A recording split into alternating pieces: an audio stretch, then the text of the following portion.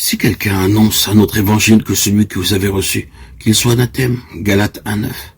L'apôtre avait une vision très nette de la peine encourue par ceux qui délibérément rejettent l'évangile de la substitution, Christ portant la malédiction à notre place. Si quelqu'un refuse de croire à ce fait, il est irrémédiablement maudit car la condamnation du péché est sur lui. Et de plus, il s'identifie avec l'anathème qui est prononcé sur le diable qui l'a aveuglé et l'a rendu captif. Quelle parole solennelle! Si quelqu'un vous annonce un autre évangile que celui que vous avez reçu, qu'il soit maudit. Là de nouveau se manifeste cette loi implacable de la malédiction à laquelle on ne peut échapper que sur le terrain du calvaire. Si un homme ne veut pas accepter que Christ ait été fait malédiction à sa place, il devra porter lui-même sa propre malédiction. En fait, elle repose déjà sur lui et ses résultats flétrissants ne se feront pas attendre. Pensez à tous ceux qui prêchent un autre évangile que celui de Golgotha. N'est-ce pas une malédiction en soi-même que de flétrir les vies des autres gens en leur inculquant des notions mensongères qui auront leur aboutissement terrible dans une éternité de désespoir et de tourment?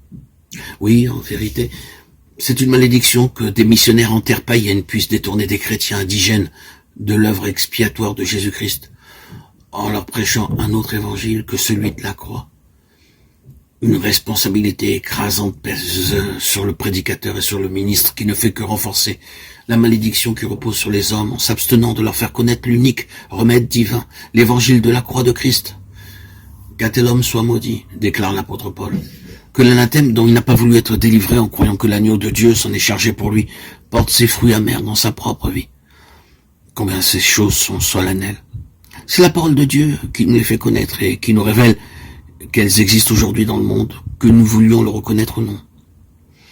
Nous sommes maintenant à même de comprendre pourquoi le Seigneur a pu dire « Retirez-vous de moi, maudits, allez dans le feu éternel qui a été préparé pour le diable et pour ses anges » Matthieu 25, 41.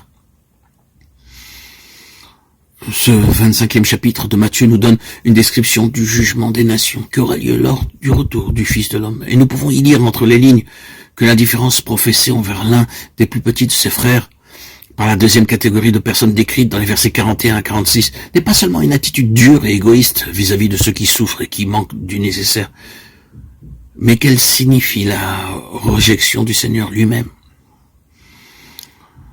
Ceux qui se détournent ainsi de lui se livrent et s'identifient à celui qui est maudit dès le commencement, celui qui séduit tous les habitants de la terre.